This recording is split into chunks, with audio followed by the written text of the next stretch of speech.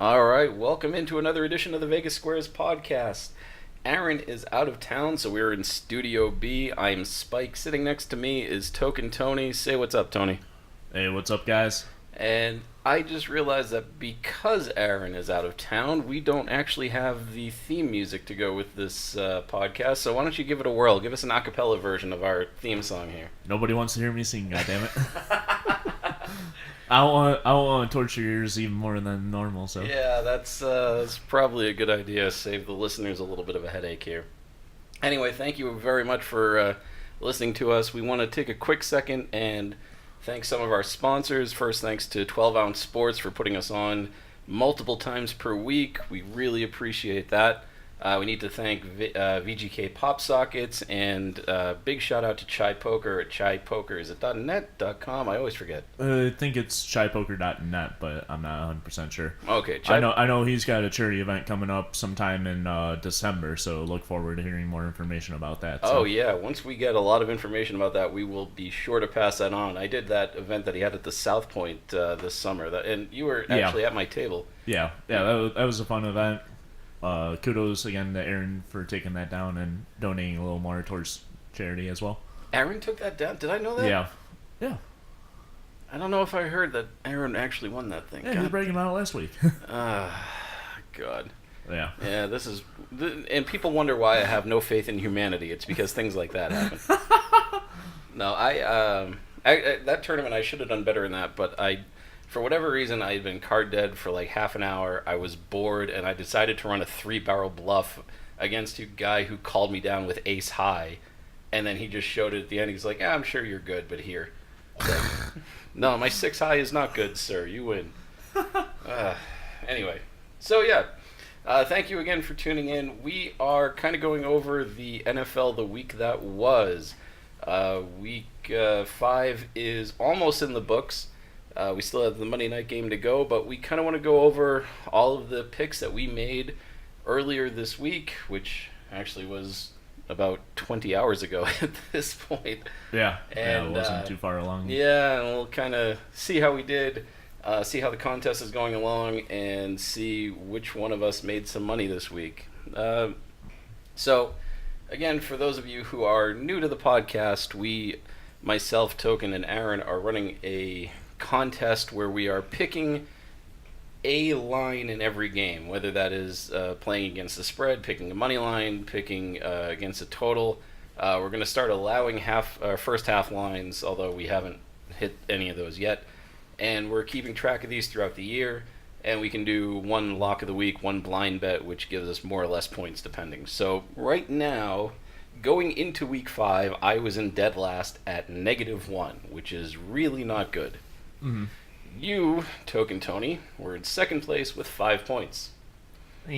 Not bad, and it should be competitive, except motherfucker Aaron was at 23 points to start the week, which, not great.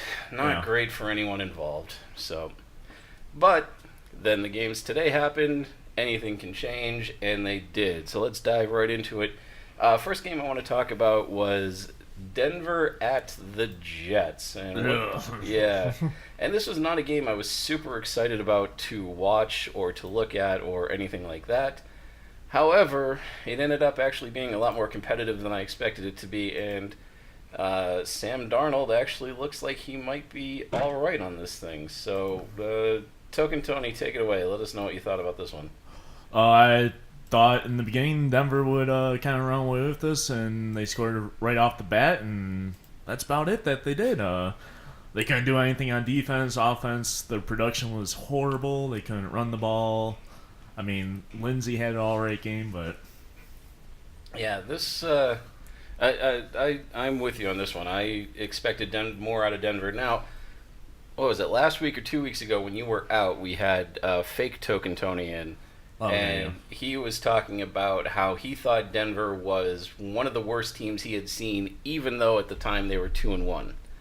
So he was really not high on them. And, you know, we saw Case Keenum today with 35 of 51, 377 yards, 2 touchdowns, and a pick. So it's not horrible, but it's not great. Yeah, that kind of line seems like it should be productive enough, but somehow he was outplayed by rookie Sam Darnold. Yeah, I mean, they're just not converting on key third down opportunities, not moving the chains. They're turning the ball over deep in enemy territory and just not getting it done. I mean, yeah, and this was, I'm trying to find total offensive plays. I don't have those numbers. No, whatever. Well, Des, the producer, if you're listening, this is all your fault that I'm unprepared for this show. I'm blaming you for everything that goes wrong with this episode, just so you are aware. But, I mean, this was a game where the Jets' running attack really took over, because not only did Isaiah Crowell go for 219 yards, are you kidding me?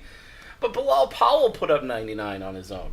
Yeah, I mean, lots of offensive rushing for the Jets. Without a doubt. I mean, I think they had more rushing yards in this game than the Lions have all year.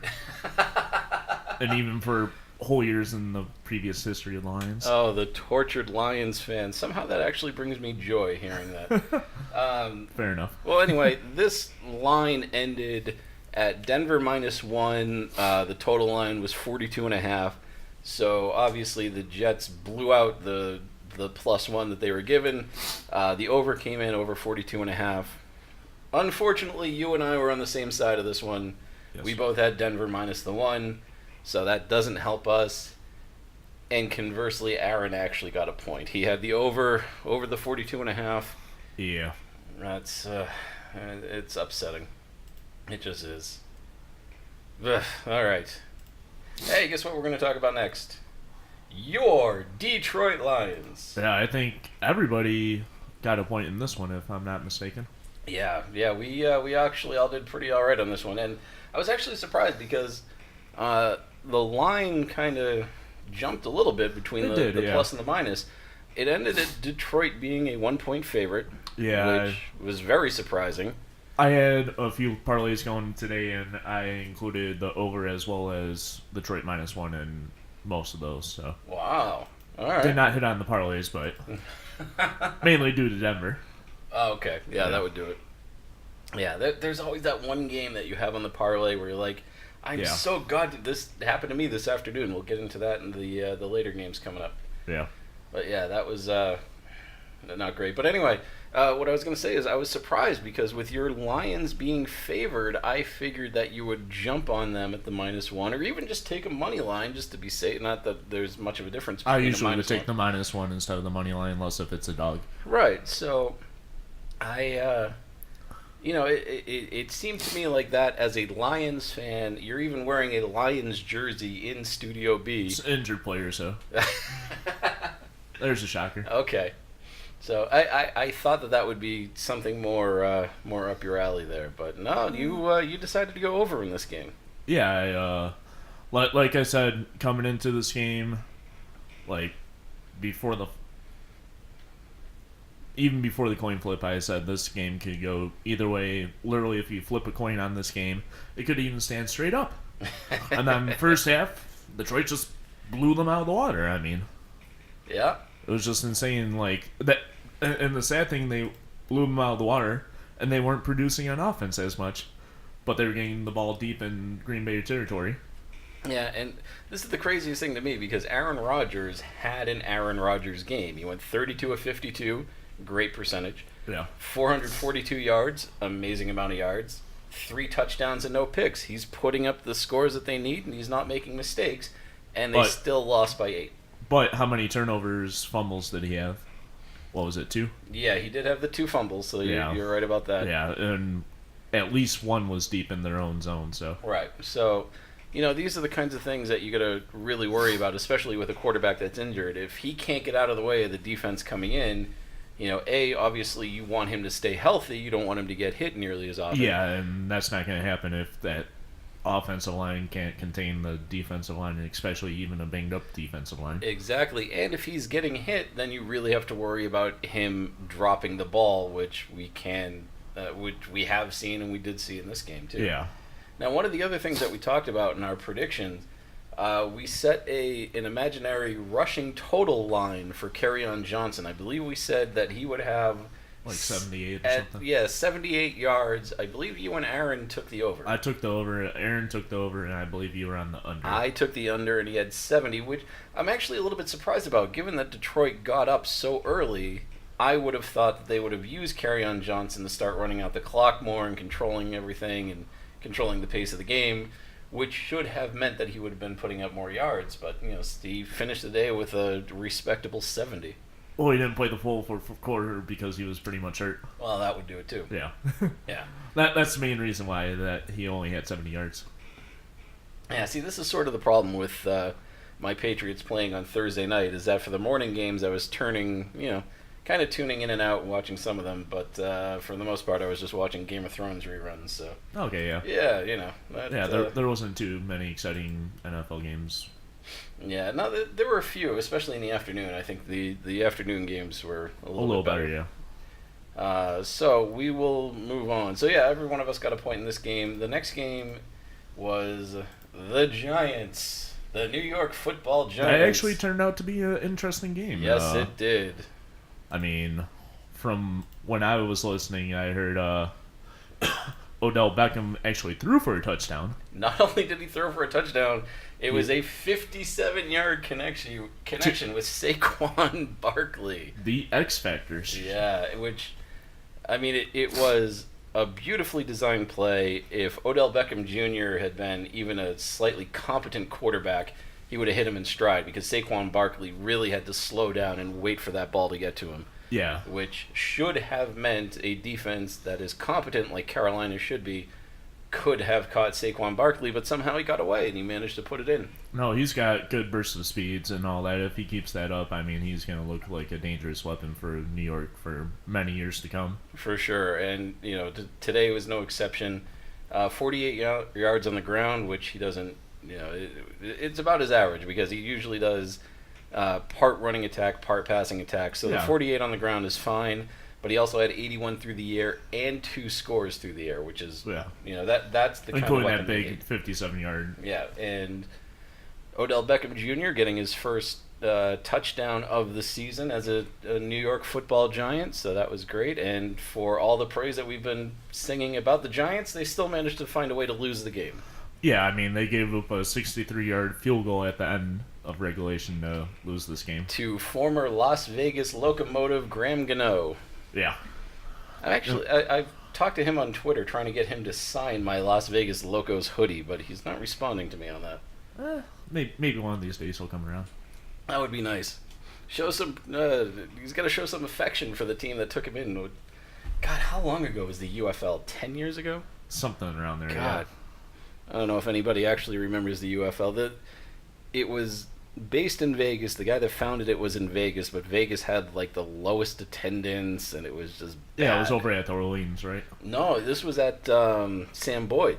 Oh, was it at Boyd? Yeah, they had the Arena League back in the day. Or at the Orleans? That was at the Orleans, but that team moved to Cleveland. Okay. The old Las Vegas Gladiators. But this was UFL, so it was the independent league.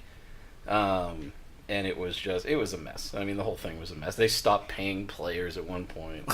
Yeah, it was not good. Yeah.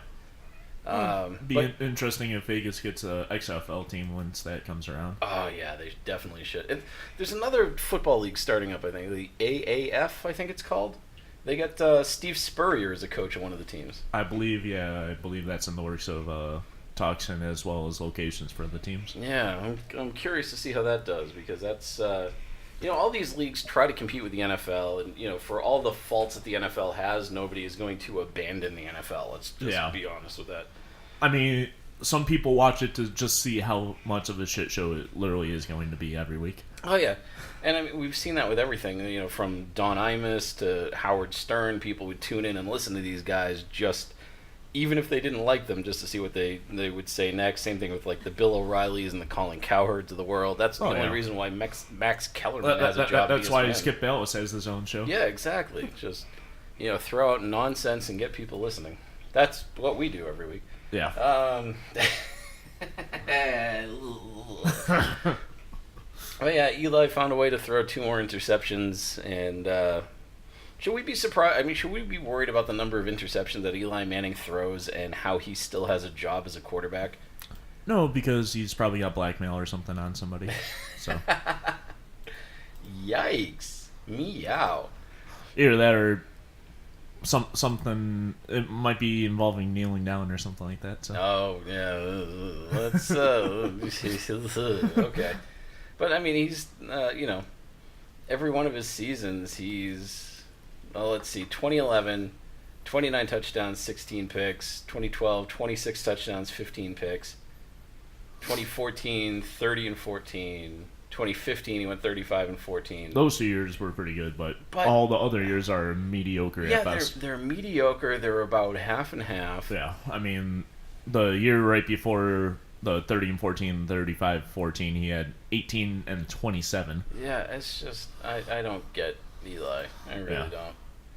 I don't know, but Giants have made it clear that they're not going to get rid of him unless they're going to give the ball to Odell Beckham Jr., which I can't imagine is going to happen anytime soon. They're paying him enough, so. Yeah, well, why not put him out there at quarterback, too? Yeah.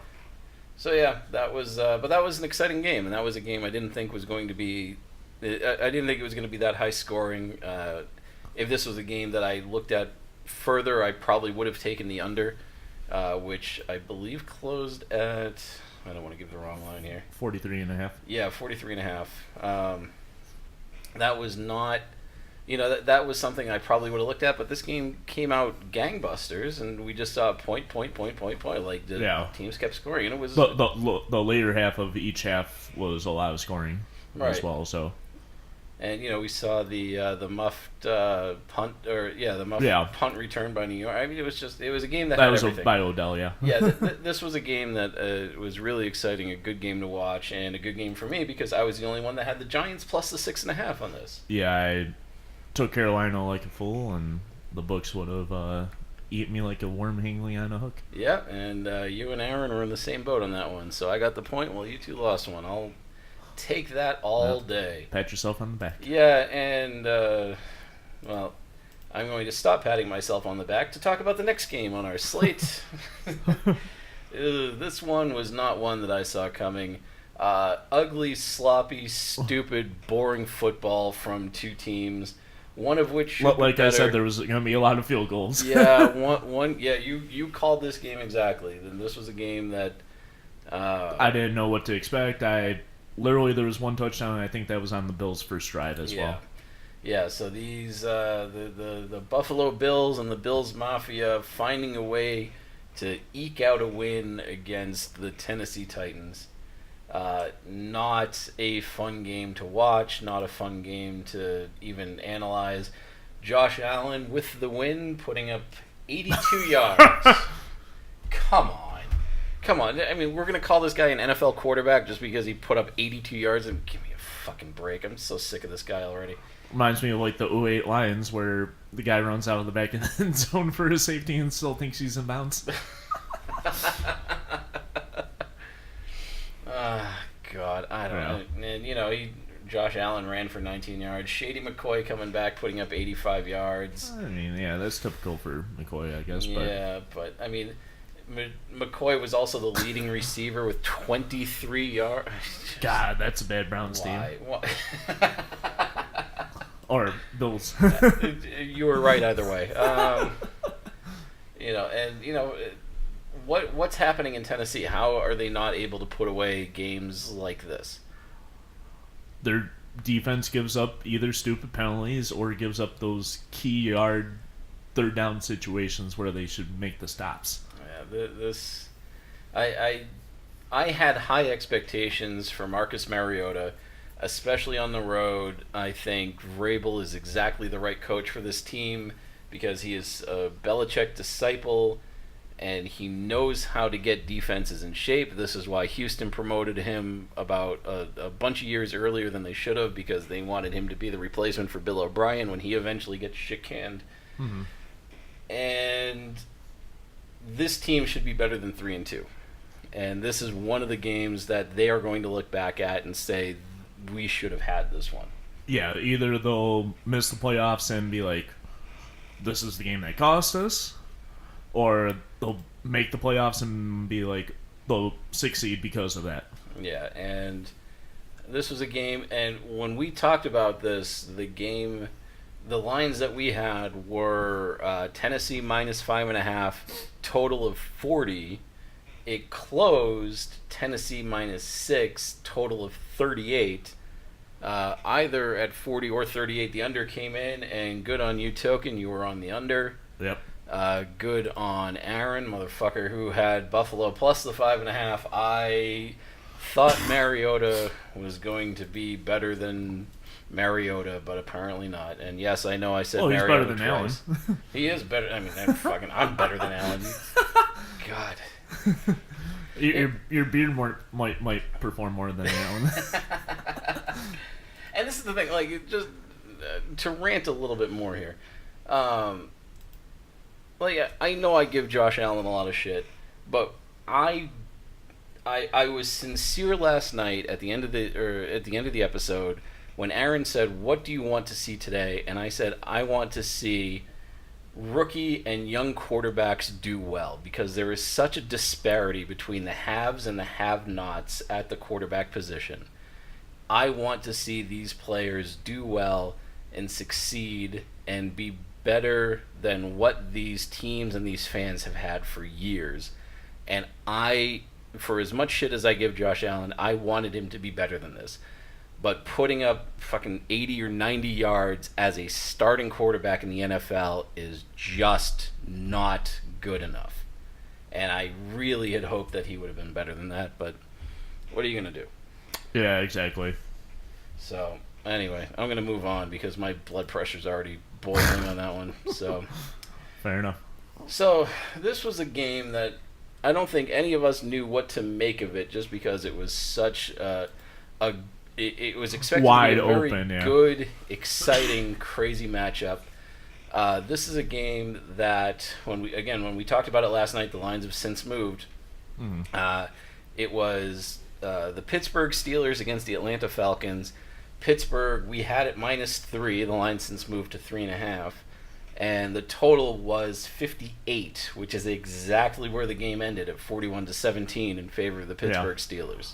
Well, the Detroit Green Bay almost landed in the number where it was at too, but there was a late field goal to push it right over. So, yeah, you gotta love those last second beats there. But this was a game where we expected a lot of offense, and we saw a lot of offense. It just happened to be only out of one team, and that was the Pittsburgh Steelers. Yeah, that's kind of surprised me, as I took Atlanta in this spot. I thought they would keep it a closer game and maybe lose by a field goal, or maybe even win this game outright. I took Atlanta +3, as you know. And I don't know. I had more faith in the Falcons. I thought they would do well to manage the game clock as well as move the ball down the field, and that did not happen at all. I mean, I think they're too hurt with their running backs right now to make that difference, and it's going to hurt them to even make a playoff push at this point. Yeah, and I think you're 100% right about that. Atlanta right now is too one-dimensional. They can be figured out. Matt Ryan can be defended. The Julio Jones can be defended. And we saw that in today's game, where the leading rusher today, Devonta Freeman, had 32 yards for the Atlanta Falcons. And that's the type of game that they have to avoid. They can't be a one-dimensional team, otherwise they're going to get eaten alive in this league. They need Matt Ryan to not only be able to beat teams with his arm, but they have to be able to establish the run. And I know that that's an NFL cliche, establish the run to get the pass. But it's something that Atlanta needs to look at big time, because they can't be this far behind at 1-4 in their division right now. Yeah. You're absolutely right, as well as the NFC South is, even with Tampa Bay starting Jameis Winston, it's still going to be tough to overcome that. Yeah, and this is a winnable division too, because the Saints, the offense is clearly down, the defense is garbage. You're right about Tampa Bay, where Jameis Winston is not the answer that they need. And Carolina, they're the only team in this division that can play defense, but they can be beaten. I mean, Cam Newton has shown that he's human. If you take out Christian McCaffrey, obviously anything can happen. So Atlanta really should be better than this, especially for a team that was just in the Super Bowl, even though they got embarrassed by the Patriots. Even though they were just in the Super Bowl 2 years ago, they have to be better than this. But, credit to Pittsburgh because they were able to mix things up. Roethlisberger, 19 for 29, 250 yards, 3 touchdowns and a pick. Fine. Not too shabby. Yeah, but they were able to put Connor on the ground for over 100 yards. They had Andy had 75 yards receiving.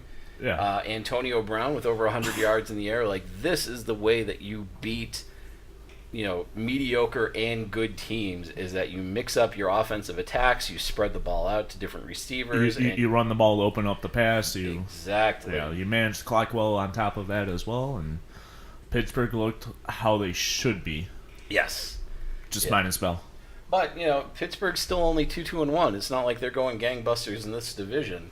Yeah. They if they want to make a playoff push, they need to start winning more and more of these kinds of games where they have a beatable team in front of them. Yeah, you're absolutely right about that. So, yep, this was a game where both you and Aaron were on Atlanta. You took the +3. Aaron actually was on the money line, which, he was... Not even close either way, yeah. Yeah, but... He was actually saved because he took it as a blind bet, which meant he didn't actually lose anything for getting it wrong. And you had a push for the total. I had a push for the total, right at 58. And I was just scared because, we talked about we don't see totals that high. Even mid-50s in the NFL are super rare. Yeah. To see a total in the high 50s like that just screamed take the under, and, almost hit it. Yep. Almost. They tried to do me a favor by Pittsburgh. I think they missed an extra point at one point, so tried to help me out there, but couldn't quite get it done.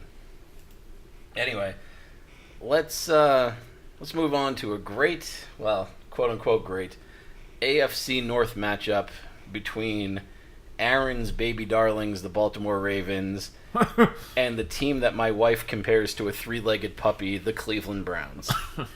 This was a game that was just in the trenches, dirty, just nobody did anything worthwhile, and somehow in overtime, even though I think everybody was kind of praying for the Browns to tie another game just because it would be the most Browns thing to do in the world, they actually pulled out the win at 12-9.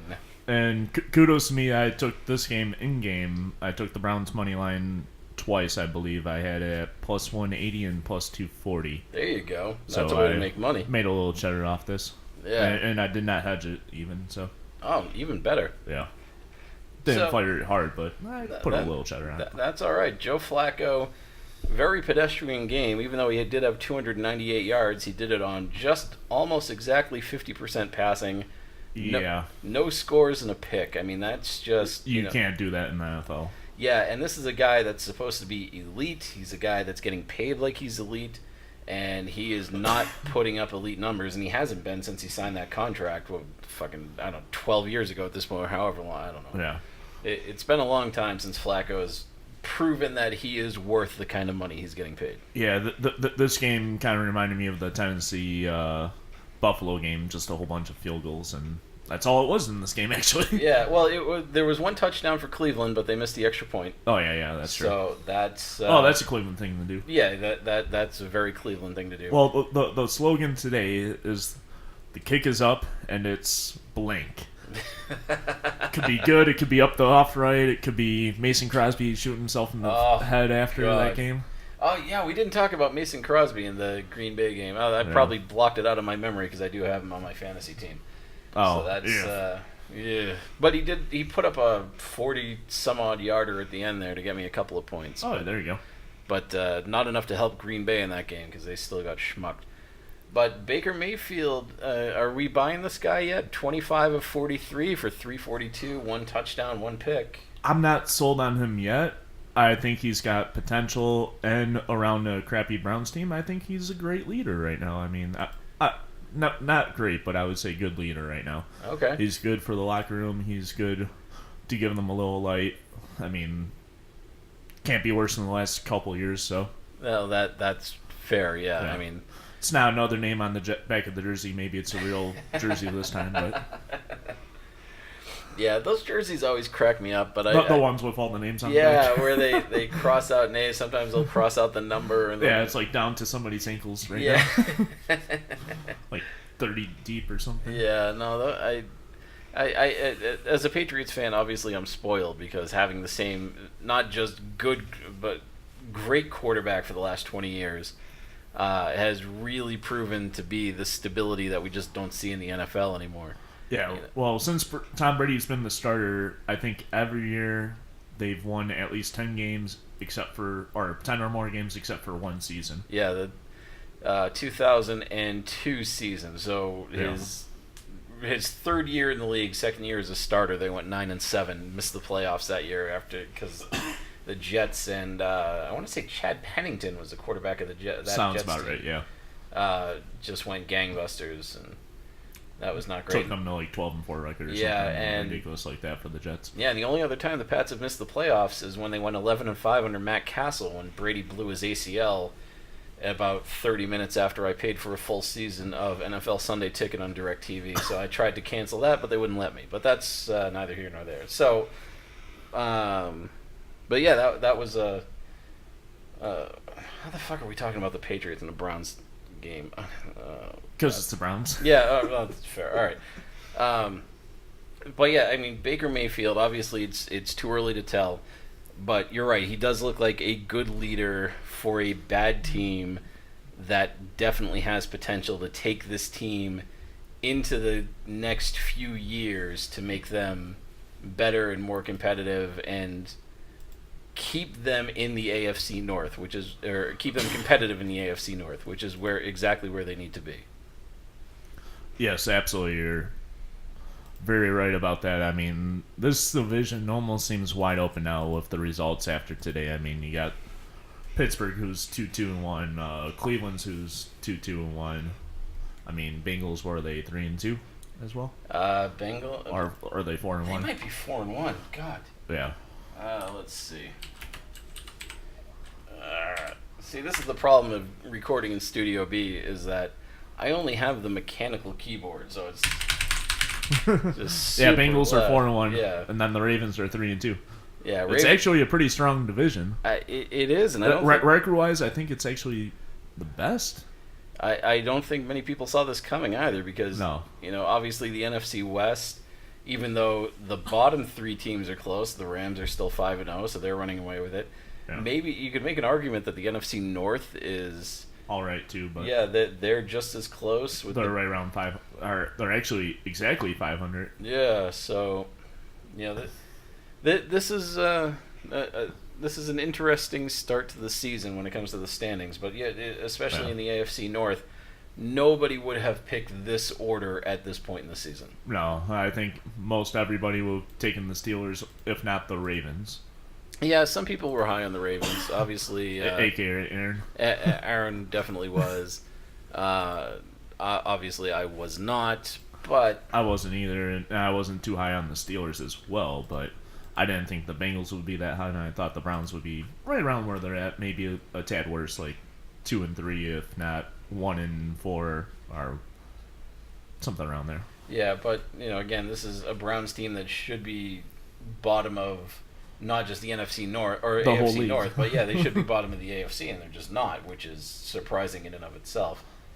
But yeah, hey, and after today, well, we can get to that this afternoon, but I was just going to say, no chance of any team going 0-16 this year, so that's good. But anyway, on this game, getting back to this, Aaron, who is very high on Baltimore, decided to take Baltimore minus the 3 today. Not a wise decision by the fearless leader of this podcast. Me and you have the Browns. You have them as the blind bet, so you get an extra point for that. So that was nice. I'll take that. Thank you very much. And yep, you got the 1 for that one. So anyway, but yeah, this is another dirty, gritty game, but I found this game on its surface to be more entertaining than the dirty, gritty game that we saw in Buffalo, just because this game actually felt like two teams that were competent, that were trying to win, as opposed to two incompetent teams that just couldn't get out of their own way and were finding ways to lose throughout the day. Yeah. So very different games there. Yeah, and this started off one-sided in this matchup. Yeah, and this just very quickly on the Baltimore game, the total did end at 44.5. None of us touched the total in this one, and probably better off for it. Yeah. I didn't think there would be this low scoring, but I thought maybe there'd be a little more. But yeah, maybe Baker touchdown pass here or there or something. But yeah, well, he did get the one, but obviously it was extra point was the killer. Yeah. Anyway, so we can move on. This is.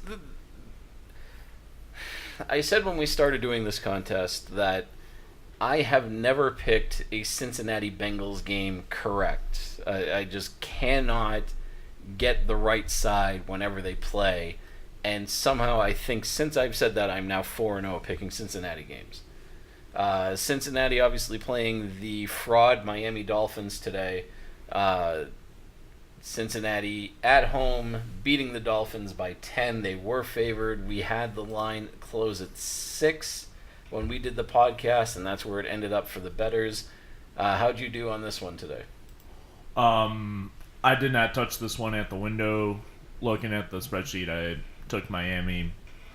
I was looking really good come halftime, if not towards the fourth quarter, and then it took a sharp left and went down in flames. Yeah, that was no pun intended either. Yeah, that was not a great showing by the Dolphins in the second half there. Apparently, Miami forgot that you play 60 minutes of football and not 30. Yeah, it seems like the Lions now. Yeah. Ryan Tannehill.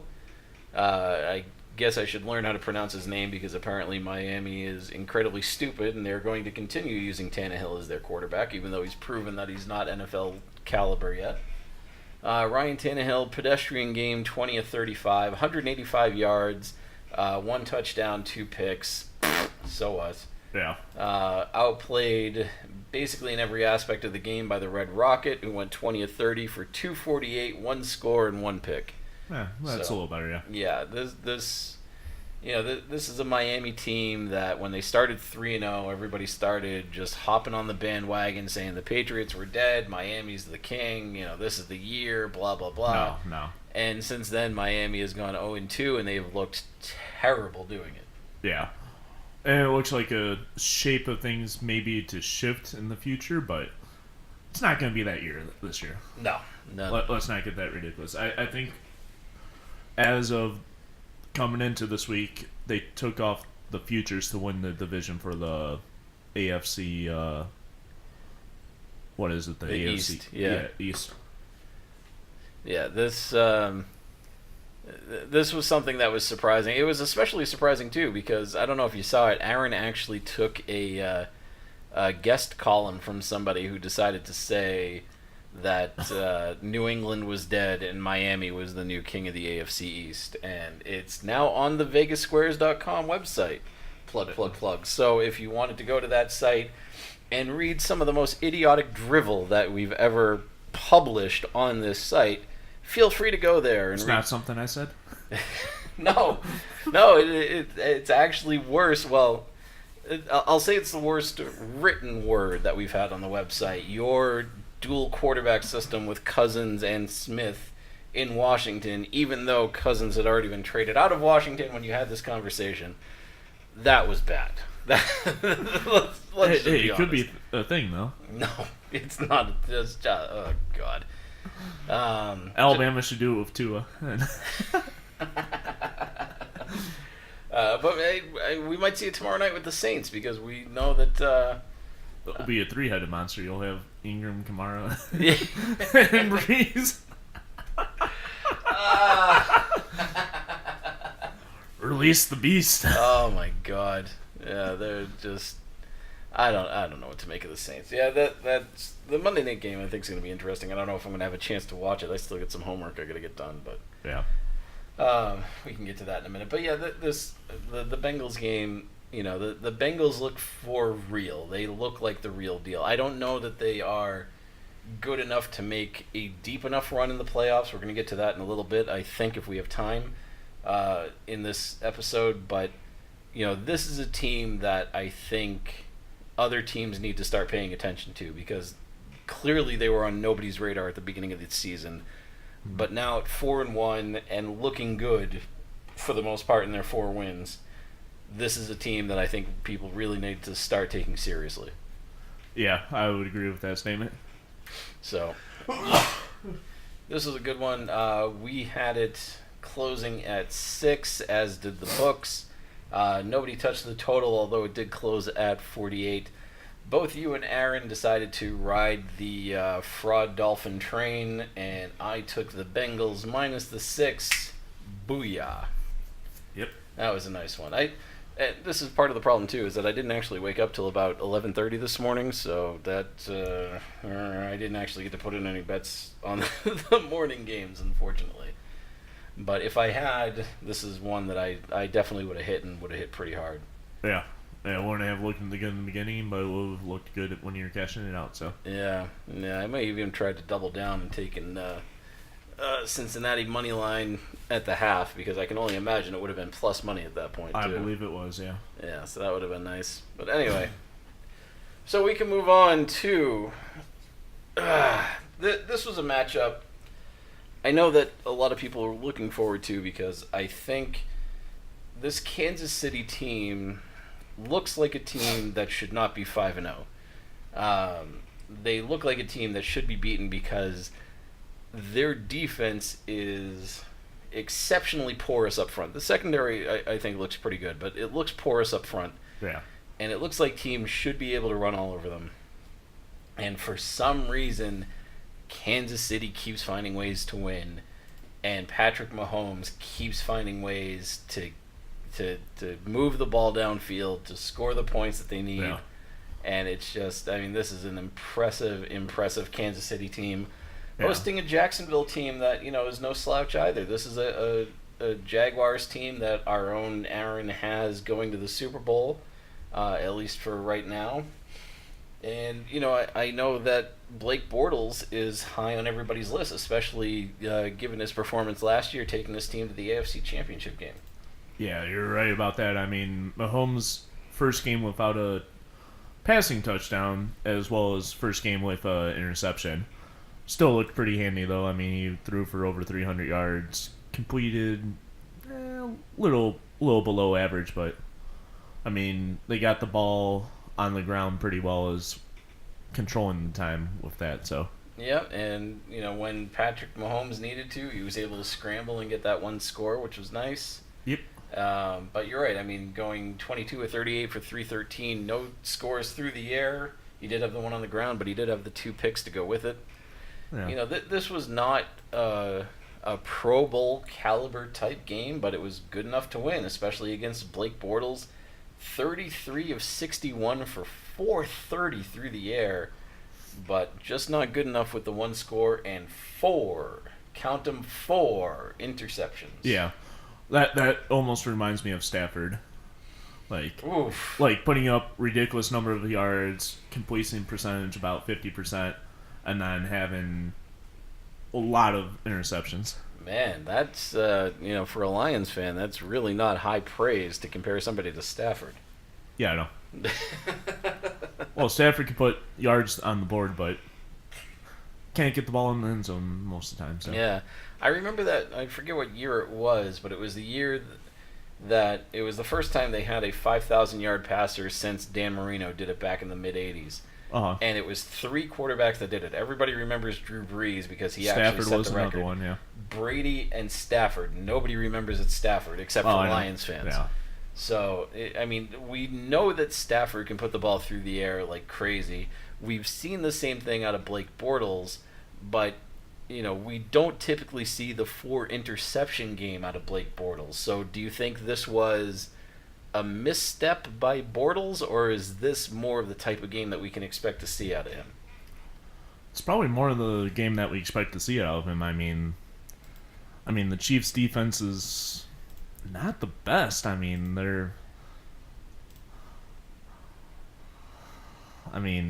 they're pretty wide open. They can give up those crucial first downs as well as chunks of yards. I don't know.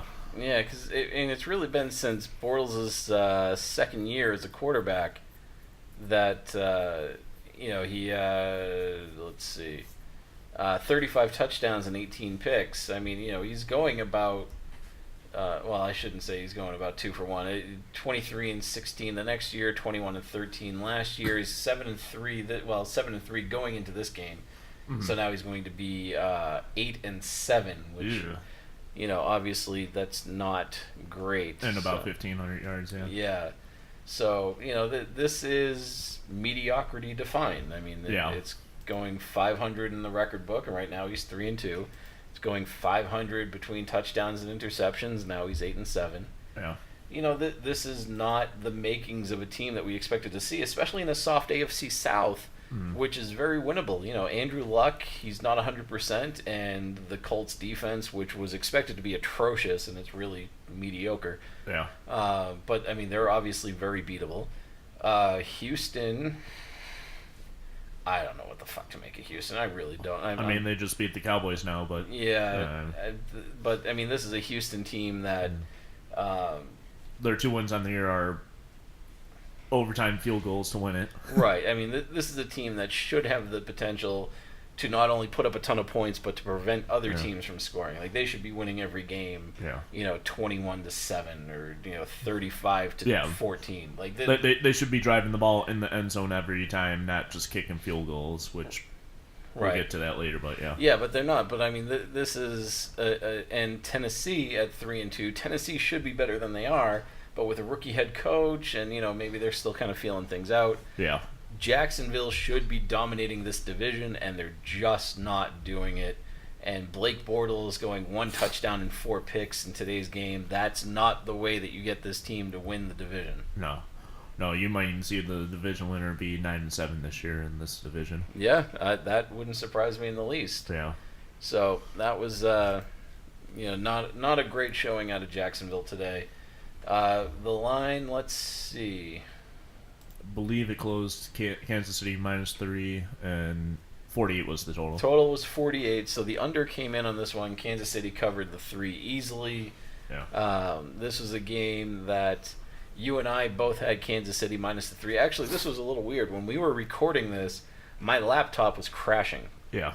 And I had put in my picks beforehand, so as it was crashing, I just decided to say...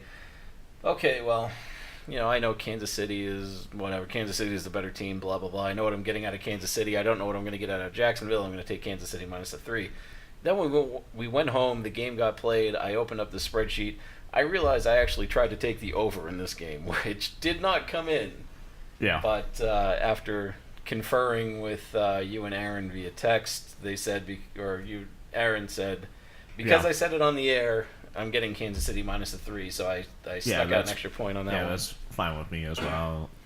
We'll go with the live recording. Yeah, and I also appreciate that because Aaron missed on this one, taking Jacksonville +3. Yeah, we each gained ground on him on this one. Yeah, that was a nice little way to make things up. So appreciate the extra point on that one. Yeah, let's move on to the next game that we each gained a little ground on.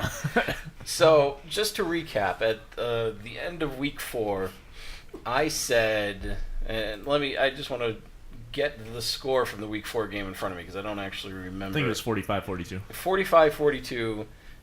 Raiders beat the Browns in overtime, and I said the Raiders are a bad team. Aaron said they are not a bad team, and to prove it, I will take Oakland Moneyline as my lock of the week going into week 5. He didn't know who they were playing. He didn't know what the line was going to be. He didn't know anything about this game. He just decided to throw it out there. Oakland Moneyline is his lock of the week, worth 3 points for the game in our contest as opposed to the typical 1. So he was high on them. He threw it up kind of like one of Blake Bortles' passes. Yeah. And just to counteract his stupidity, I decided to take the Chargers money line, not knowing what the line was going to be. Just decided that if he was going to lose 3 points, I wanted to gain 3 points on him for a nice 6-point swing. Booyah. Yeah, and this one I didn't take a money line on. This one I actually took the spread on, and I took the Chargers minus points, which was not a sweat at all. No, this was, even though the final score ended up being 26-10, it didn't even look that close as the game was going on. No, not at all. And this is the game, even when we had it at 5, it actually got bet up a little bit to 5.5. None of us took the total, which ended up at 51.5, which they didn't come close to hitting that one. No. That's kind of hard when one team just decides not to score all day. So we saw Derek Carr look pedestrian, look like a typical scared, unready and unworthy NFL quarterback at 24 of 33, which is a nice percentage. Yeah, but a lot of his passes were short passes that yards after catch were made. So yeah, the 268 with 1 touchdown and 1 pick, just that's a typical boring line.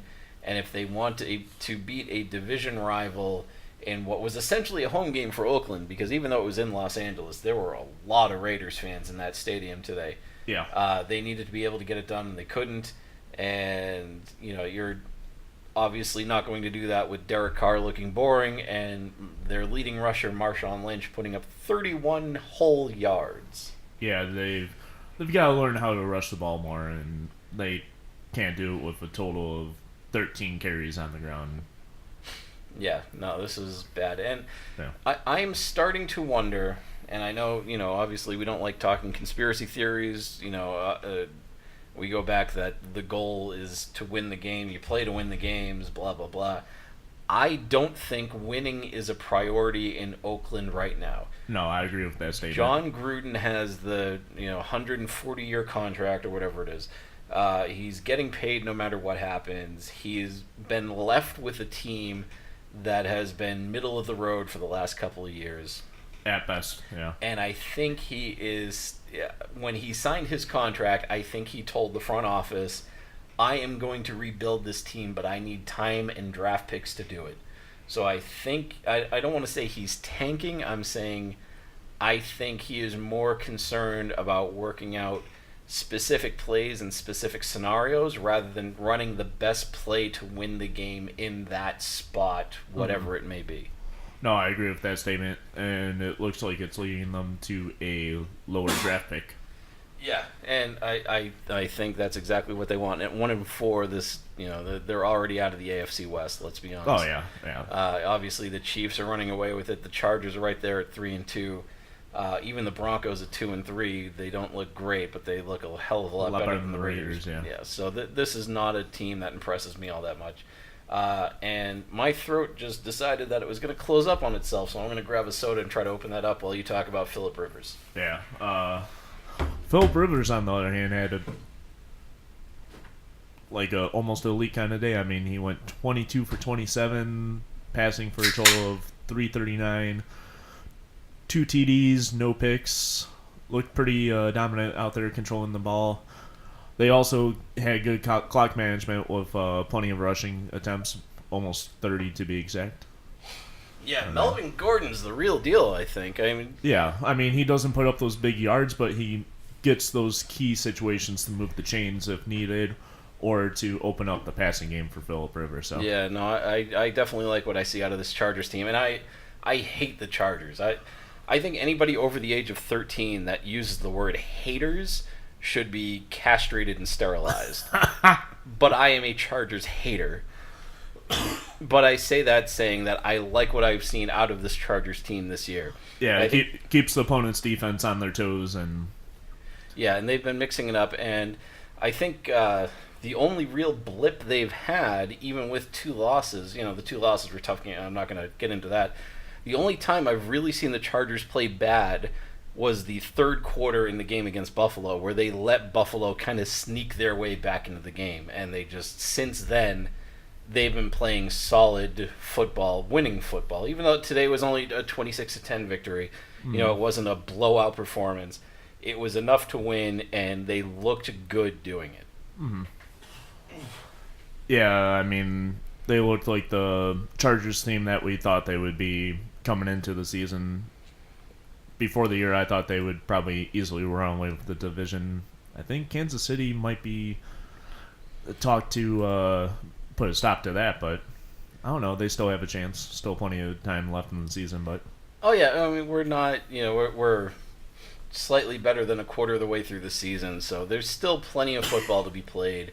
Anything can happen. The Chiefs could still finish 11-5. Like, weird shit happens in this league. We see it every year, and when we look at things like this, we shouldn't be all that surprised. But right now, even I wouldn't put the Chargers in the Super Bowl just yet, but I think this is a team that's going to make noise in the postseason. Like I really like what I've seen out of the Chargers. Yeah, they have what you need in the playoffs, as well as that ground game to keep the clock moving, as well as open up the passing game. So exactly. And just to rub it in one more time, I do want to reiterate the fact that Aaron did take Oakland money line in this game as his lock of the week. So he was so sure about this game, he took it as a lock of the week, meaning that he was betting 3 points in our contest. I don't know how much real money he put. He was too cowardly to come on to this episode today. yeah, But, that's... it's licking his wounds a little. Yeah, what is he doing? I don't even remember why he's out of town. I think he's seeing the Foo Fighters or something like Oh, that. that's right. Yeah. My sister-in-law's wife's band opened up for the Foo Fighters when they played at Fenway Park in Boston. And That's kind of cool. I mentioned that just because, it's really like it's a cool little thing that they were able to Especially do. it was at Fenway, too. Yeah. Oh, really cool that they were able to pick it up on that. And now that I say that, I'm like, hey, I should give that band a plug. And I don't know their name. I really don't. I should. I'm sorry. We'll have it for you next week, so stay tuned. Yeah, sorry, Aaron. Sorry, Nora. I should be putting that out there, but I forget. Is my wife? Yeah, I don't think my wife's asleep. Maybe nah. Fuck it. We'll just give it next week. Anyway. Yeah. We'll keep the guests on their toes about that. So this was a game, moving on to... this was sort of a game where I expected this outcome, but I didn't expect the teams to look the way they did. And I'm talking about the Minnesota and Philadelphia game today.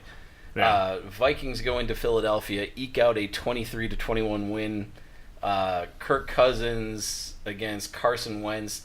And this was a game, remember, that Aaron said he thought Carson Wentz would start to look like Carson Wentz again. And he kind of did. 24-35 for 311 yards and 2 touchdowns. That's, obviously... Not too shabby at all. Yeah, that's great. But, you can't lose in a division like the NFC East that is so wide open.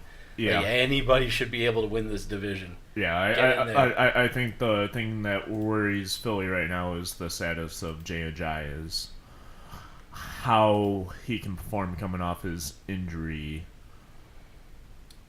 Yeah, and him going for 8 carries for 29 yards, obviously a nice average, but he has to get the ball more often than that. I mean, it's just, this is not a team that's just going to Carson Wentz is good, but he's not good enough to beat teams on his own.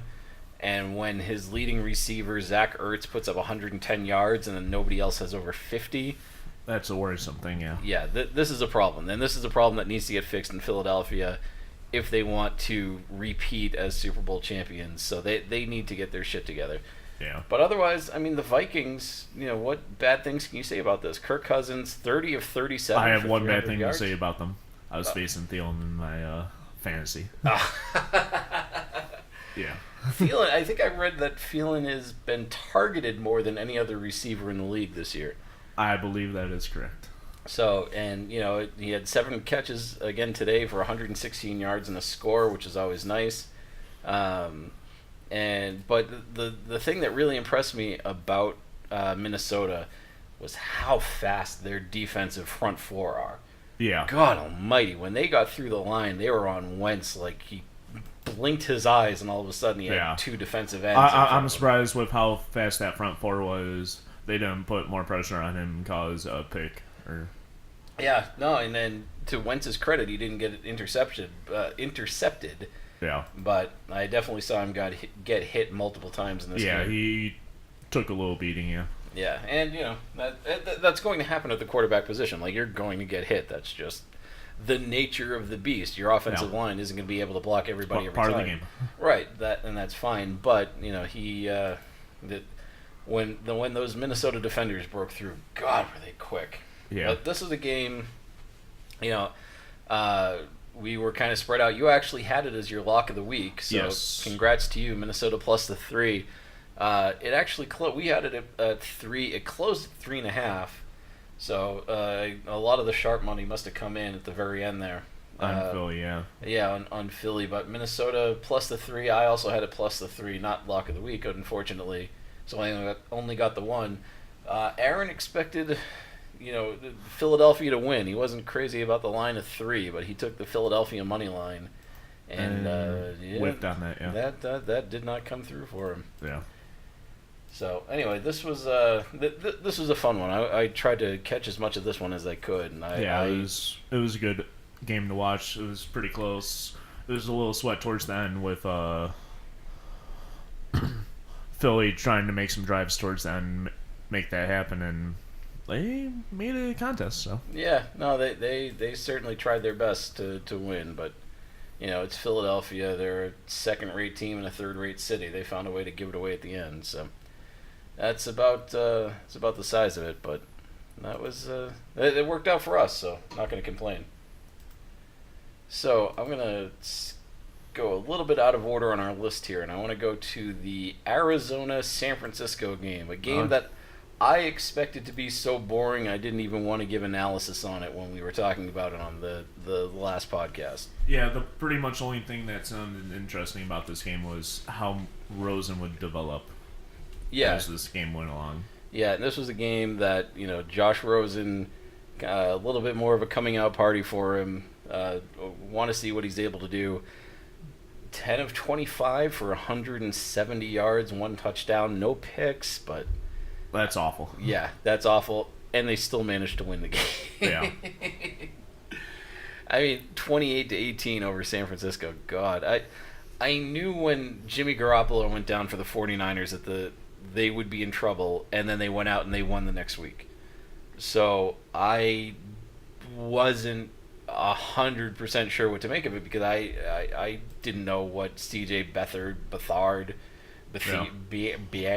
was going to be he didn't have a horrible game, but the 2 interceptions that he had were pretty awful. So yeah, and that was pretty much the nail in the coffin. Yeah, but 34 of 54 for 349s and 2 touchdowns to go with the 2 picks. That's respectable. Obviously you want to stay away from the interceptions, but otherwise that's pretty respectable for a line. And compared to what the score says, this game was closer than the score indicated. San Fran turned it over pretty late. That led to instant Arizona defensive touchdown. So yeah, and that was just nail in the coffin. Yeah, actually, God, Dez, I'm blaming you again. I don't have the stats in front of me, but I think Arizona had 2 defensive touchdowns in the fourth quarter. I believe that is right, if I'm not mistaken. So, but aside from that, Arizona, they even had the lead at halftime. I mean, they were up 14-6 at the half. David Johnson, I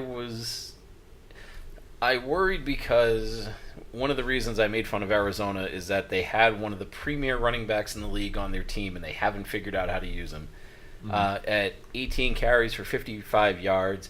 I'm still not convinced that this is a team that knows how to use a running attack, but they still managed to punch it in with Johnson twice. So yeah, I mean that helps a little, but I mean that's not the numbers that they should be putting up with him. No, with a guy this talented, this scary, he should have at least 20 to 30 touches per game. Oh, for sure. Yeah, I mean, he did have 20 because he did have 2 receptions, but that's minimal in a situation like this. Right, but when you think about it, we've had, let's see. So this was 21, 22, 23, 25. So, I mean, the offense was balanced in the sense that they had just about 50% passing and rushing. So, Arizona... This was a game where Arizona's defense had to bail out the offense because obviously the offense isn't good enough to win. Ooh. Yeah, that's very true. But I don't know. These are 2 teams that are going to be basement dwellers. It's probably not worth dwelling on They're going to be fighting for like a top 3 to 5 draft pick. Right, and not only are they bad and they're in the bottom of the division, but they're in a division with the Rams, who are currently 5-0 and probably look like the best team in football right now. Yeah, they look pretty damn good, but how they played today was a little shaky. It was, and we can jump right into that as soon as we go over the final for this game. So this was a game where you took San Francisco as your blind bet minus the 3. Yeah, I didn't know what to expect about this game. I also had San Francisco minus the 3 on this contest. When I put in a parlay, on the afternoon games. I took the Chargers minus the 5. I took Minnesota plus the 3. I actually took Arizona as part of the parlay plus the 3, and obviously that was good. Where I screwed up and where I shouldn't have put my faith was in the Rams minus 7.5. Aaron likes to look at the big spread of the week. This wasn't the big spread of the week. That was the Thursday night game where the Patriots were 10-point favorites. But this was the biggest home dog of the week. Right, and this was the home dog of the week, and this was the biggest spread of the Sunday games. So this was an interesting look. It was the Rams going into loud-ass Seattle and managing to win, but not looking pretty doing it. No, their defense looked vulnerable, as well as just really shaky. They gave up some pretty bad penalties and just couldn't punch it in. I mean, I think the best player on the field of the day was Todd Gurley, though. Oh, yeah. 77 yards, yeah, 22 carries with 3 touchdowns.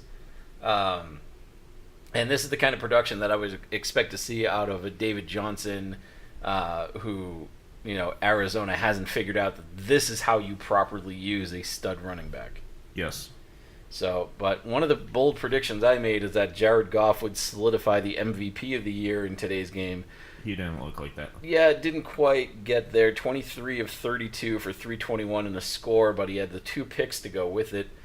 Obviously those are decent numbers, but not great. The future Mrs. Aaron, a.k.a. Russell Wilson, had 13 of 21 for 198, which doesn't sound great, but then he had 3 touchdowns to go with it and no picks. Yeah, I mean, that's an all-right game for him. I mean, they actually controlled the ball by rushing a lot, which is not like Seattle lately.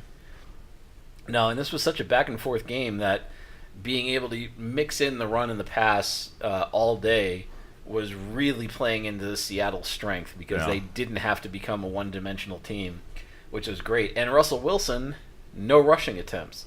This is a guy that was known for running around when he was in college, and he came into the pros as a guy that could scramble and could make plays with his legs. Yeah. And he didn't have to do that today, even though they lost. He kept some plays alive and all that, and was able to either throw it away before getting the sack or completing it for like a small first down. So yeah, but good on him for doing it. One of the things that scares me about Seattle going forward, and I don't mean scares as in I'm nervous as a fan of another team. I mean, if you were a fan of Seattle, one of the things that you'd have to worry about is that, Tyler Lockett, obviously, with 98 yards in the score today, looked great, but they don't have that safety valve receiver. They don't have, like the Patriots would have, a Julian Edelman or a Rob Gronkowski. Mm-hmm. They don't have the guy that you can target 7 to 10 times a game that's going to make all those receptions that you can count on. Russell Wilson can spread the ball out as good as anybody, but he needs to have that receiver or that tight end that he can rely on, and I'm just not seeing it on this team right now. Yeah, I thought they would maybe target Doug Baldwin a little more and maybe utilize him a little more, but that doesn't seem like it's going to happen. No, and he only put up 1 catch for 1 yard today. That's, I don't know about that. But this kid, Chris Carson, the running back that Seattle utilized today for 19 carries and 116 yards, obviously he's not a household name, let's put it that way, but that's I'd say that's pretty good for a kid. Let's see, he's 24. Went to OSU. Yeah, drafted Oklahoma State. Yeah, I really don't know much about this guy. Pretty much Mr. Irrelevant. Yeah, but put up a decent amount of yards today, so can't really complain about that performance, except for the fact that this is a Seattle team that should be better on the ground than they are. Since who was their number 1 draft pick this year? Can't remember. Yeah, that was. Let's look it up. I'm not going to put Dez on the clock for this one. I'm going to look it up ourselves here. Seattle 2018 draft. There we go. Nice clickety clack, clack. Let's see. Oh, Rashad Penny. Where was Rashad Penny? Is he hurt? He's got to be hurt. He's got to be hurt if he's not playing. Yeah. Yeah, I mean, getting no production out of him. Yeah. Not good enough. So his favorite dessert's Oreo ice cream. Yeah, well, let's see. He's probably eating ice cream on the sideline. Yeah, no, I don't see Rashard Penny as hurt. I just see him dropping in the depth chart. Yeah, no, he played last week against the Cardinals. Yeah, I don't know. But that's yeah. Let's see. So the review from Week 4 is even with Chris Carson inactive, Penny took a backseat to Mike Davis, who outsnapped him 47-16 and outtouched him 25-9. This is coming out of Roto World. This is not, and I said this after the draft that Seattle drafting Rashard Penny. I like Rashard Penny as a player, but for Seattle as a number 1 pick, I thought was a massive mistake, especially considering how many times Russell Wilson got sacked in 2017. I thought they would take a lineman. They needed a lineman, or they needed to beef up the defense because they've lost everybody of note on their defense. And some. Yeah, so I don't know. But this is a game that I thought would be the Rams' coronation into being the best team in the NFL. They still managed to win. They found a way to win. They managed to shut out Seattle in the fourth quarter, which is tough to do in Seattle because obviously those fans are fucking bonkers up there. Yeah.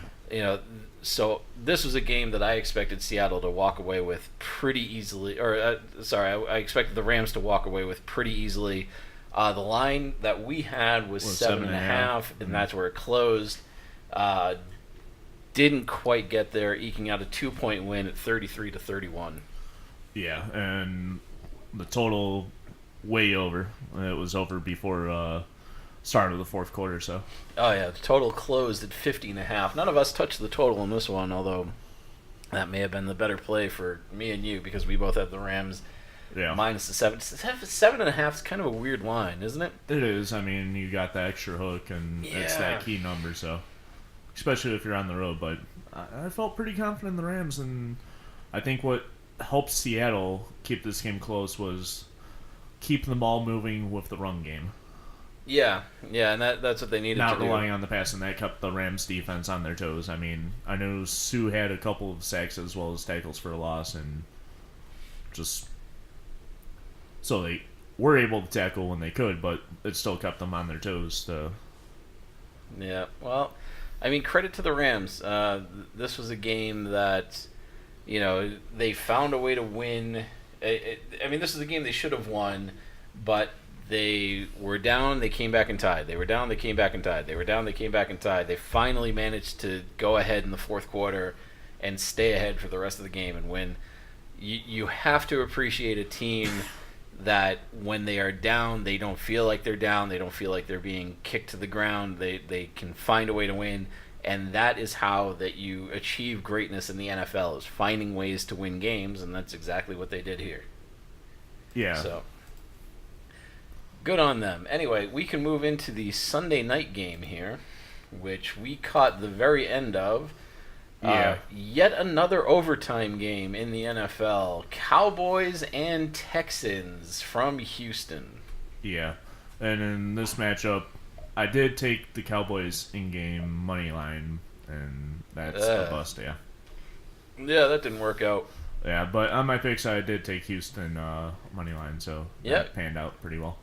You had Houston money line, so I actually haven't updated this yet. I'm going to go ahead and just give you the point live on tape. There you go. I tasted it already. Aaron lost with the Aaron lost. So you had Dallas money line. That's -1. I had Dallas plus the 3. You push. That's a big fat push. So I'll take that. But yeah, this was a game where Ezekiel Elliott, 20 carries, 54 yards.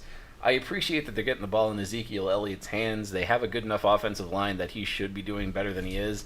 But averaging just better than 2.5 yards a carry... That can't happen after the Cowboys. No, and this is surprising because Elliott's supposed to be the guy. Like, he's got to be better than this if they want to win games, especially because, you know, Dak Prescott, 18 of 29 for 208, 1 touchdown, 2 picks. Mm-hmm. You know, who else do they have as an offensive weapon aside from Dak and Zeke? Not too much. I mean, you have Cole Beasley, you have Zeke. Yeah. So let's go over the people who caught passes, the receivers for Dallas today, and tell me honestly if you've heard of these guys before I've read their names. Jeff Swaim. Hell no. Tavon Austin. That one I've heard of. That does sound familiar. Did he play for the Colts at one point? I believe so. All right. Uncle Rico. Sorry, Rico Gathers. No. I honestly, if the name wasn't in front of me, I thought you'd be making up that name. Yeah, no, and that, you know, Uncle Rico is, if you haven't watched Napoleon Dynamite, you have to. Yeah. But, no. The guy with the mustache. Yeah, Rico Gathers. Ezekiel Elliott made it on the list with 7 receptions for 30 yards. Then Deontay Thompson. Who? That one sounds a little familiar, but it's probably just the common last name. Yeah, no, you're lying to me. All right, then we have Blake Jarwin. No idea. That sounds like somebody out of Star Wars. Cole Beasley. Everybody knows Cole Beasley. Alan Hearns. Everybody knows the former Jacksonville Jaguar. That's fine. Mm-hmm. And then Michael Gallup. I've heard of Michael Gallup before. I've heard of the Gallup pole. Is that a strip pool or something? A, I'm laughing is because it was a funny joke. B, I'm laughing because America is doomed if you have the right to vote and you haven't heard of the Gallup poll. So, anyway, so I've said it multiple times that at the beginning of the season, I was very, very high on the Houston Texans. I thought this was a very good football team. And going into the year, they had the potential to run away with the division with a healthy Deshaun Watson, a healthy J.J. Watt, with Merciless and Clowney with him. Like, I thought this was a team poised to go in there and really kick some ass. They were barely 1-3 coming into this game, and they eke out an overtime win to go to 2-3 on the season. What is wrong with Houston at this point? Aside from everything. I mean, you just said it there. I mean, I think what they really need is a legit run game. And with their first depth rusher out right now, can't remember his name, but it's not helping them at all. Yeah, and you know, Alfred Blue is serviceable, but you're right, he's not an every down back. And I was just getting on Ezekiel Elliott for going, 20 for 54 at about 2.5 yards a carry, and Alfred Blue went 20 for 46 at 2.3. Yeah. So yeah, about the same, but slightly worse. So not a great look for the Houston Texans right now. Yeah. On offense, obviously, Deshaun Watson, 33 of 44, that looked great. 375 yards, that's always great. Mm-hmm. 1 touchdown, 1 pick, fine, whatever. His pick was pretty bad, too, because he was getting rushed and he overthrew the wide receiver at the back end of regulation, So that will happen, so, that is what it is. But then, they have the superstar in DeAndre Hopkins, 9 receptions for 151 yards, and this is a guy that Houston is relying on to carry them day in and day, or not day in and day, because obviously they don't play every day, but week in and week out. This is the guy. But if a team figures out how to cover Hopkins, I don't know what else Houston can do to win games, and clearly they've proven that they haven't figured out how to win games either. No. I mean, the Cowboys are nothing to talk at home about, but I thought they would be a little better than this against a weak Houston team. All right, and Houston at 2-3 is just barely better than the 1-4 Colts, and I think the Colts have more potential to go upwards than the Texans, as opposed to Houston. So Houston finishing in the basement of this division would not surprise me in the least by the end of the season. And it's unfortunate because, again, I like what Houston is doing. Obviously, they have a bunch of former Patriots, both players and staff on their roster. So I wish the Patriots South well, but it's just this doesn't look like the year that's going to happen. No, not at all. So this was a game where we had it at 3. It closed at 3.5. Total finished at 45.5, which they didn't come close to that sucker. No, they could barely get in the end zone, if not even close enough to it. I know Houston, their main struggle is the red zone attempts. They had, I believe, 0 red zone touchdowns. That sounds right, because they just could not punch it in. And I think they had 4 field goals and 1 turnover on downs. Yeah, that's credit to Bill O'Brien for actually going for it on 4th down and putting the faith in the offense to be able to pull that off. But not getting it done. The team's not good enough to do that. And I'm sorry to say that. No, they need that key rusher to keep the ball moving and keep the defense on their toes. Otherwise, it's going to be a downward spiral of year for them. Yeah. So, anyway, good on Houston. So. That wraps up the week that was. I want to get into a little bit of the Monday night game that's coming up. I know that we kind of analyzed this to death last night, so I don't want to reiterate that. But the Redskins traveling to New Orleans. The line is currently at New Orleans -6. The total is at 52. You're still on the favorite minus the points. That is correct, yeah. Aaron and I both are on the Skins +6. I don't really have a definitive reason for that at this point. I think there will be a lot of scoring. I would also lean towards taking the over in this situation too. Yeah, over 52. That's a lot of points to put up, but I mean, in a dome, you're right. That's certainly a possibility. In a dome, both teams have good kickers. The thing that I would be worried about is Washington's defense being able to stop Drew Brees. Yeah, but this is a game none of us have it as a lock or a blind bet, so we've got 1 point either way coming up. So for our standings right now, after the week 5, whoops, I got to change that a little bit. After week 5, I'm still currently in last place, but I've gone from -1 point up to 5. So I had a decent week this week. You also did. You were at 5 to start the week. You are currently at 9 points.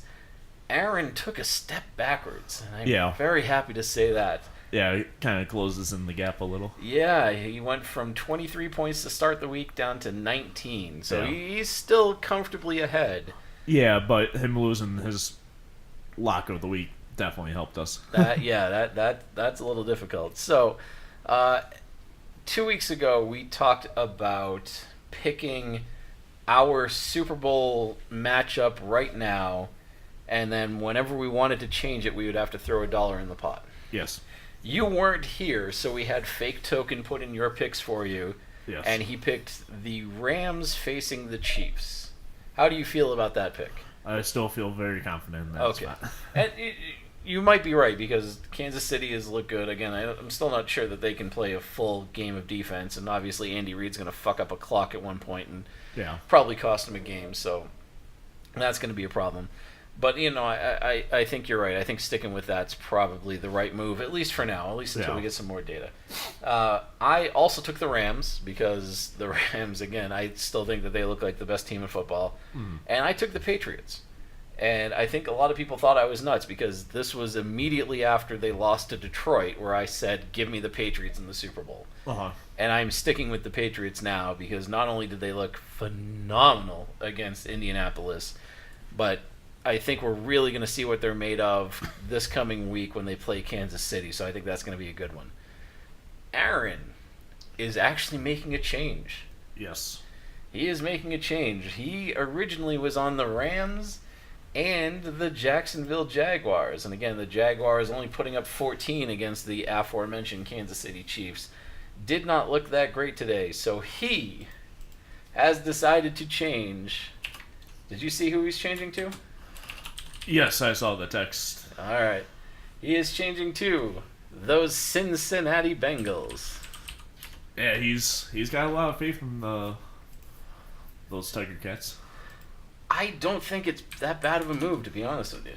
Yeah. I really don't. I really like the way that Cincinnati's playing up front. I like the way that both their lines, offense and defense, are playing.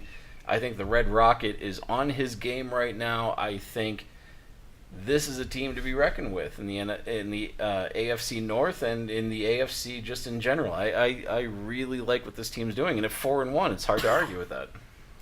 Yeah, you're very true about that. They're in the driver's seat for that division right now. Yeah, and let's see. They have a bye week coming up. They are at home hosting Pittsburgh. That's going to be a big matchup for them. Yeah, and Pittsburgh coming off that impressive win against Atlanta this week. They're obviously going to try to parlay that into something a little bit more going forward. But yeah, I mean, this is just a huge matchup for that AFC North I actually standing. see the line on that game because they have some lines up available right now. Excellent. And that's exactly what I was going to get into next. The way too early picks for next week.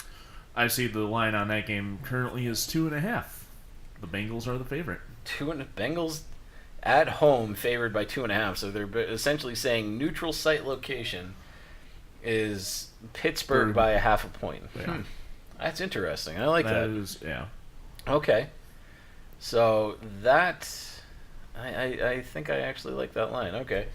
So we got a few other matchups here. There's I already see one huge line and one line that's going to make me laugh hysterically. Actually, I see a second huge line here. Wow. All right, so I want to talk about this one first. Houston at home currently, and this is very early. It opened as a 10-point favorite. They are currently down to 8.5-point favorites over the Buffalo Bills. Is that too much of an overreaction to today's win for Houston, or is that just people think Buffalo are bad? I think kind of a mixture of both. I think they believe in Houston, and I think they're crazy for doing that. I don't think Buffalo looked too bad, but I don't know how they can perform against Houston. I mean, yeah, I mean, this is relying, I think, a little too heavily on Josh Allen. And I see no total available on that game, but I'm interested to see what the total would be at. Oh, yeah, that's going to be an interesting one. It's probably going to be a pretty low one. I'm guessing like 41.5 or something like that. Yeah.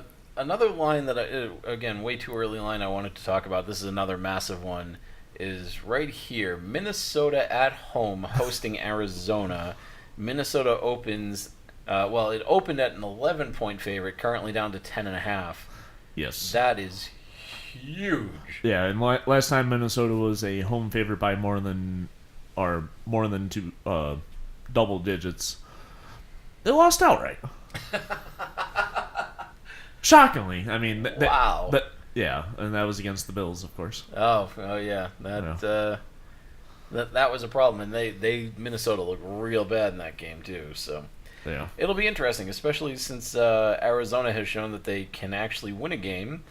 I'm rooting for Arizona next week for sure. Yeah, that'd be a win for the Lions if somehow Arizona sneaks that out. Yeah, obviously, neither of us are super high on Rosen, but I think that's going to be an interesting one. It'll be a good test for him. Yeah. Oh yeah. I mean, for sure. And this might be a game where they even throw Rosen out there and say, "Hey, if you lose this game, nobody's going to complain. Just try not to get hurt." Yeah, don't get hurt and don't do anything really retarded. Right. The one other line I wanted to get into, and we've got about 90 seconds left, is Cleveland hosting the Chargers, and it opened as a pick'em. It has moved to the Chargers minus the 1.5, but man, Cleveland's starting to get respect from Vegas. Yes. And so this is going to be a very interesting game. Really good I'm feeling game. that line might move up to 3 by kickoff, if not even more. So if you want Cleveland, I'd say jump on them now. No, I would say wait. Oh, you say? Oh, yeah. You're Yeah, right. if you want the like Chargers, take them now. Yeah, Yeah. That's what I meant to say. I'm just Yeah. kind of an idiot. So No, you're fine. I knew what you were trying to say. You just said it completely backwards. Yeah, that's. I went from giving out really good advice to giving out really bad advice. Take Cleveland now. Drive the line down. Yeah, I somehow doubt anybody that listens to this podcast is going to be betting enough money to affect the lines. I'm just gonna throw that out there as my bold prediction of the You year. never know. I mean, Yeah, you honestly never know. I mean, I know. I know. Anyway, I've driven a few lines. no, you haven't. I've moved one game 30 points one time. What? Yeah. Well, we're going to have to save that story for next time because we are out of time for this week. Thank you so much for joining us on the Vegas Squares podcast. I promise next week when Aaron comes back, it'll be far less drivel and more actual insight. Thank you very much to 12 Ounce Sports. Thank you to VGK Pop Sockets, and thank you to Chai Poker. We appreciate all of you. We'll see you next time.